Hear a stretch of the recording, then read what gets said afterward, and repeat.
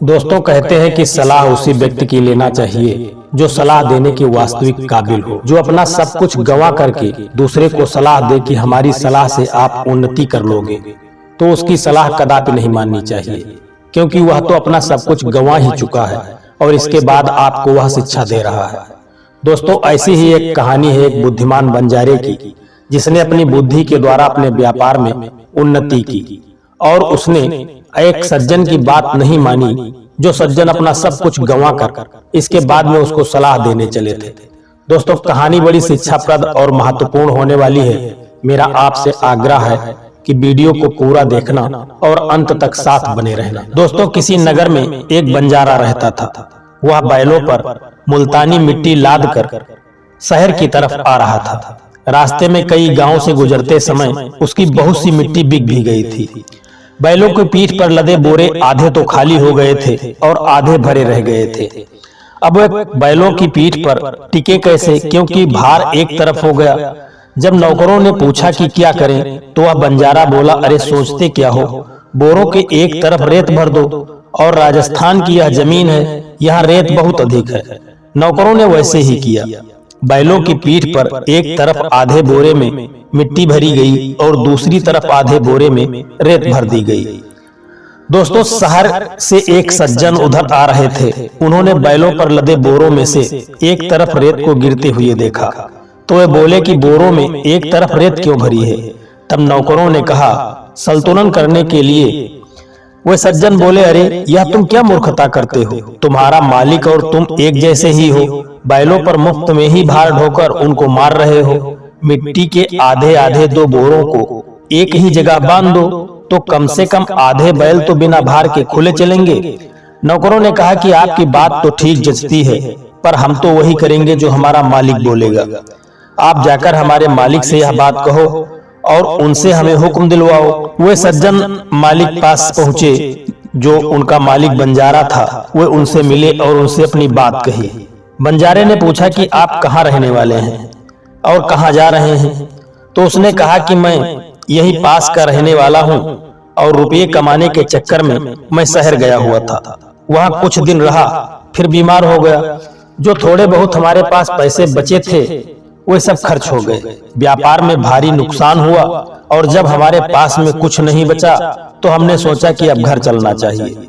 उसकी बात सुनकर बंजारा नौकरों से बोला कि इनकी सम्मत मत लो, क्योंकि अपने जैसे चलते हैं वैसे ही चलो। इनकी बुद्धि तो अच्छी दिखाई देती है, पर उसका नतीजा ठीक नहीं निकलता। अगर ठीक निकलता तो ये धनवान हो जाते। हमारी बुद्धि भले ही ठीक न दिखे, पर उसका नतीजा तो ठीक निकलता है। मैंने कभी भी अपने व्यापार में घाटा नहीं खाया। दोस्तों बंजारा अपने बैलों को लेकर शहर में पहुंच गया। वहां उसने जमीन खरीदकर मिट्टी और रेत दोनों का अलग अलग ढेर लगा दिया और नौकरों से कहा कि बैलों को जंगल में ले जाओ और जहां चारा पानी हो वहां उनको रखो। यहाँ उनको चारा खिलाएंगे तो नफा कैसे कमाएंगे। मिट्टी बिकनी शुरू हो गई। उधर उस नगर का बादशाह बीमार पड़ गया। वैद्य ने सलाह दी कि अगर बादशाह राजस्थान के रेत के टीले पर रहे तो उसका शरीर ठीक हो सकता है। रेत में शरीर को निरोग करने की शक्ति होती है, इसलिए बादशाह को राजस्थान भेज देना चाहिए। तभी वहां कुछ लोग कहने लगे कि राजस्थान क्यों भेजें, वहां की रेत यहीं मंगा लो। वैद्य ने कहा, ठीक बात है, रेत लाने के लिए ऊंट को भेजो। तो किसी ने कहा कि ऊंट को क्यों भेजें, यहीं बाजार में रेत मिल जाएगी। तब एक व्यक्ति उसमें से बोला, बाजार में कैसे मिल जाएगी।